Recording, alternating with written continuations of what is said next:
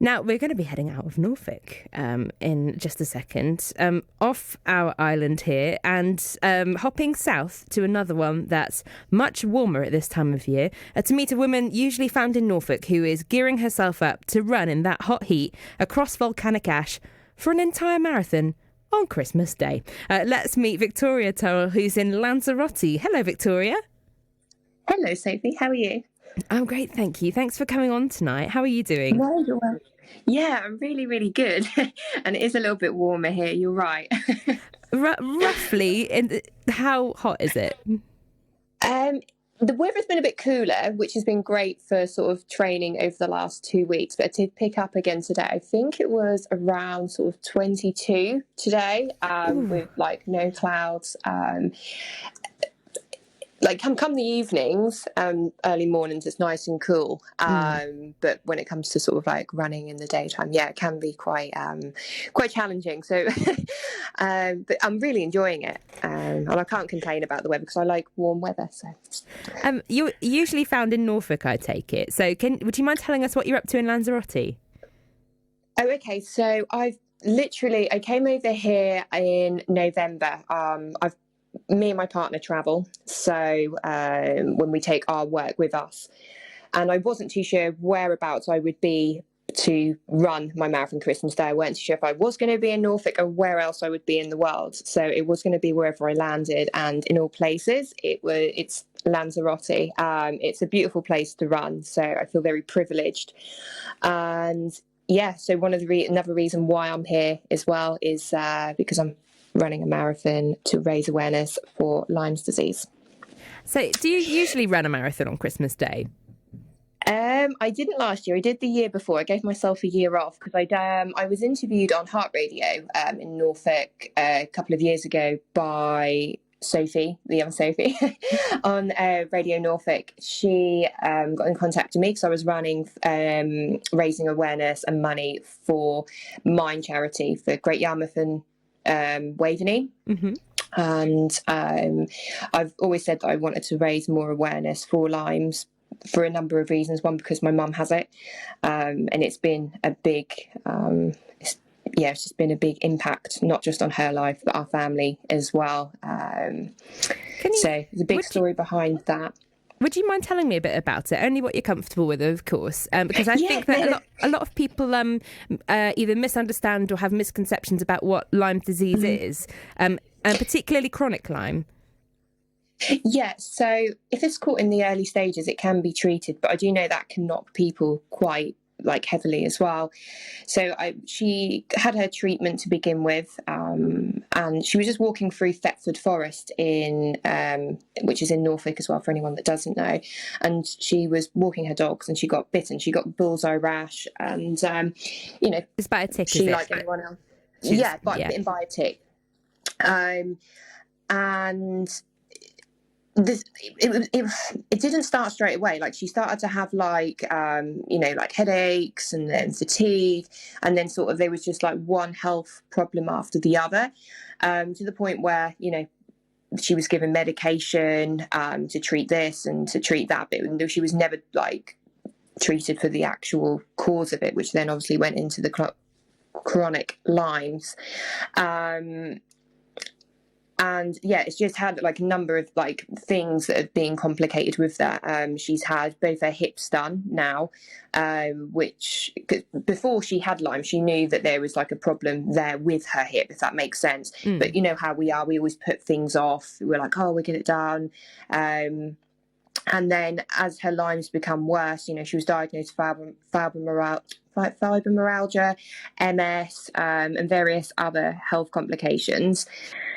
And they couldn't really, because Lyme's isn't recognised in the UK and there's no treatment for it. You are just given, you're just treated for the actual symptoms that you're having at the time. So all this medication just kept piling up, and she just became more unwell, and her immune system became low. And if like me and you, if we get a cold, we can fight it off a bit quicker. Her immune system was low. And it just become a battle of, treating something, getting that sorted, and then something else would pop up. Just recently, she's she got shingles this year, which has obviously made her deaf in her left ear. I think I've got the right ear correct. She'll probably tell me it was the right when I come off air. But that is like a knock-on effect from the Lyme's.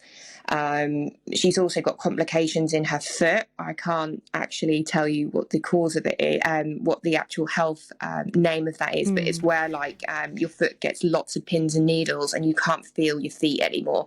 So she's got that in one of her feet as well. So they're actually going, It sounds like a lot to live with, and bless her and bless you for having to go through this. And she must be so proud of you for wanting to raise awareness of it. On Christmas Day with this marathon. Yeah, honestly, and she always says her body feels like it has ran a marathon. I know she gets these crawlies that are in her skin.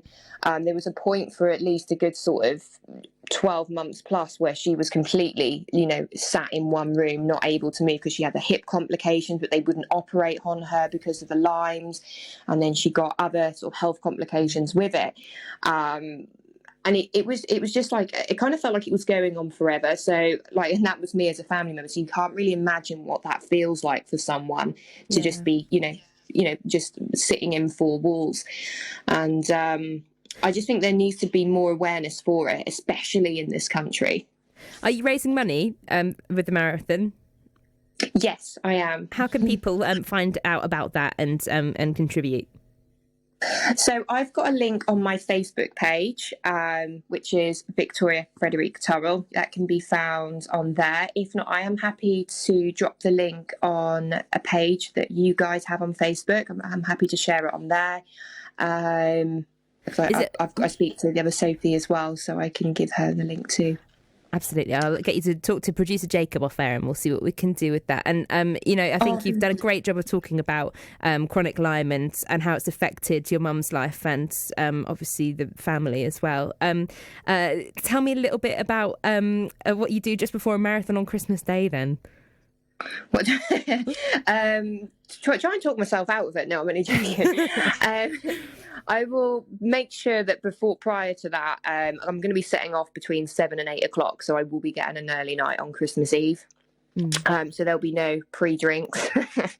I'll probably be in bed very early, carving up the night before, making sure everything's set up. And then first thing in the morning, I'll get up, do my yoga, and hit the road in whatever direction I go. I can't imagine there are many people in Norfolk doing the same thing on Christmas morning. We'll all be thinking of you. Thank you so much for coming on tonight and talking to us about it. And good luck with the marathon on Christmas Day. Thank you ever so much. Thank you for having me on and helping me share awareness for this. And if there is anyone listening on air who is living with someone that suffers with Lyme's disease, please feel free to reach out to me. And if you're someone that suffers with it as well, feel free to reach out to myself and my mum as well, because sometimes it's just support that everyone needs. I can gather that. It sounds a lot. And thank you, Victoria. Send our best to your mum as well, and we'll keep in touch. Oh, thank you. Okay, thank you ever so much, Sophie. Thank you for having me on. Take care. Have a lovely Christmas and New Year. Merry Christmas. That's Victoria Turrell, who's in Lanzarote at the moment, as you heard, and is running a marathon to raise awareness and money for chronic Lyme disease, which is something that her mum is living with at the moment. Thank you to her for telling us all about that big run that she's going to be doing in just a couple of days' time. On